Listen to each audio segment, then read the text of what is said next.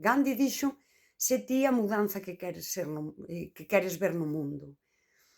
É que hai moitas formas de dicir iso, pero é que eu creo cegamente niso, en que non podo aspirar a que o mundo sexa mellor sen ser eu mellor.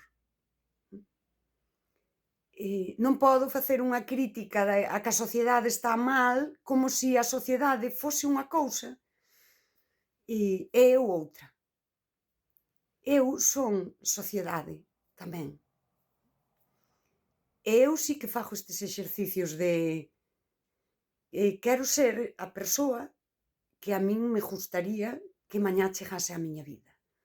Moitas veces atopei, non, na vida, ese momento, isto describía moi ben Carl Jung, pasa que el falaba sempre cunha linguaxe moi parecida ás lecturas que el facía do Oriente, é como un pouco máxica.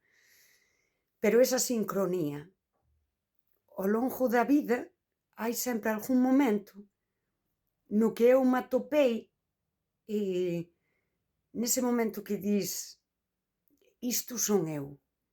É que 24 horas todos os días ti vas, ese vivir dunha forma consciente, vas tomando as decisións, non dunha forma egoísta para o benestar inmediato, senón dunha forma egoísta para que a decisión concorde tanto co que eu penso, sinto e digo, que aínda que me doia,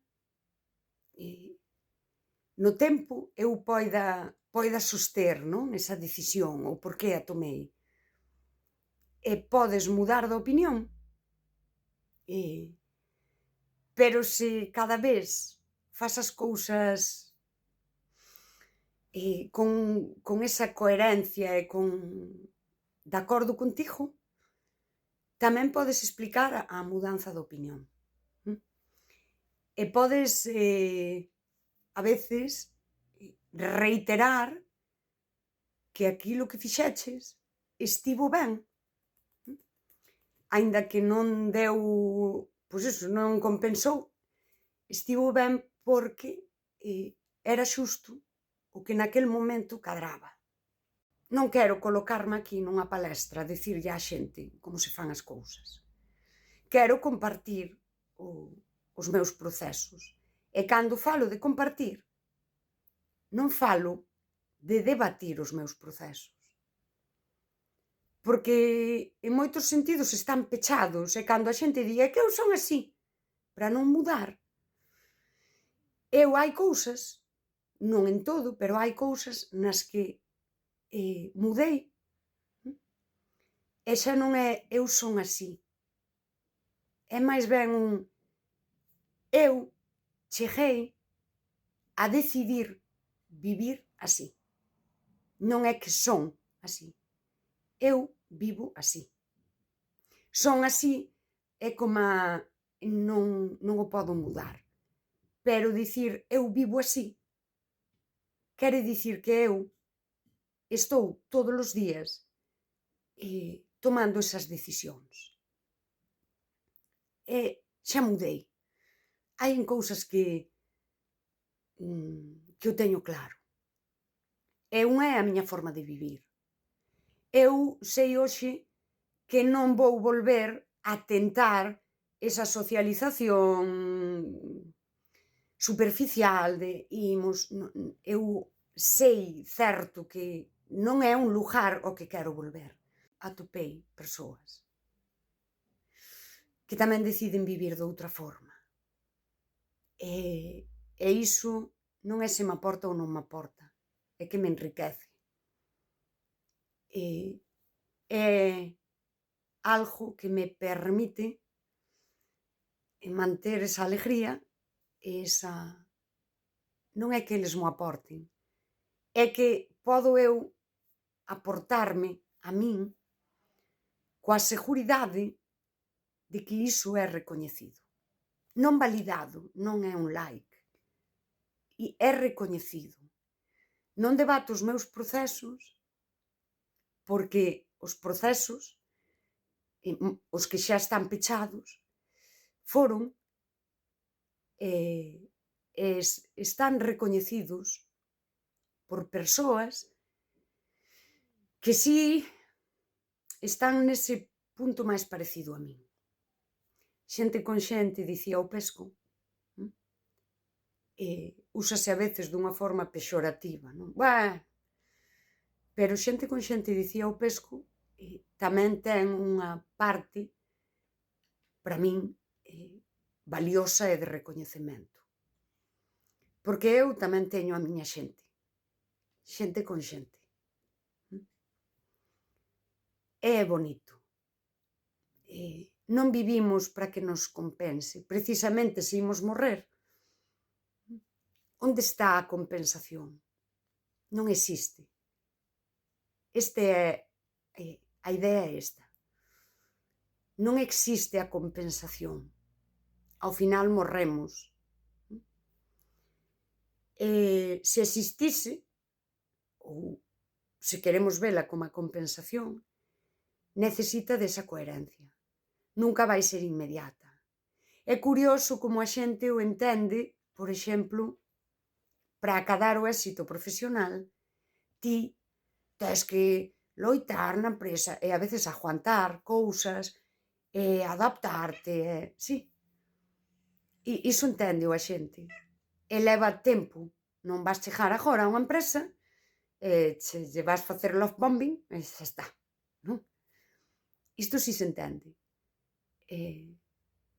Pero despois as persoas parece que non entenden que a coherencia sostida no tempo é ese esforzo que ti fas para acadar un éxito que é persoal, que é íntimo, que é esa plenitude. E despois, cando acadas, aínda tes que seguir sendo coherente. Sí. Hai mesmo para que ese éxito persoal tamén se sosteña no tempo. Non é fácil. A mí gústame moito dicir que o amor, a amizade, é un fogar. Logo, esa miña casa, que son eu, ese fogar, está aberto a unhas poucas persoas. E ti, na túa casa, non vas deixar entrar alguén que che pon os pés derriba da mesa, que che pinta na parede ou que tira as cousas no chan. Porque é a túa casa e ti tala pagando. É o teu esforzo. E non queres que ninguén che descoloque. E ti, humana, soberana, cando és un fogar, tampouco deixas volver entrar a quen che deixou a casa desordenada, suxa, e esas persoas ti polas fora da túa casa e nunca máis as deixas entrar. Pois é ese fogar que és ti. Somos tan valiosas e tan insignificantes tamén, non? Por aquelo da finitude. Que efectivamente o valor temos que dárnolo nós, pero non isoladas, senón rodeadas de quen pode recoñecer iso, aprecialo, abrazalo, respectalo. Así sí. Non sei se se entende. Eu enténdome perfectamente. Que é máis importante. Dinche, ti non vas mudar o mundo. Vale, eu ao mellor non vou mudar o mundo ca miña integridade e ca miña coherencia. Pero eu devolvo a pregunta. Vas mudar ti o mundo poñéndote cada día ao sol que mellor quenta, aínda que iso te leve a vivir nunha incoherencia onde o que dis, o que sintes e o que fas non concorda? Porque se eu non vou mudar o mundo e ti non vas mudar o mundo e eu son consciente diso, eu elixo a coherencia. porque se non mudo o mundo, polo menos, estou de acordo comigo, estou en paz.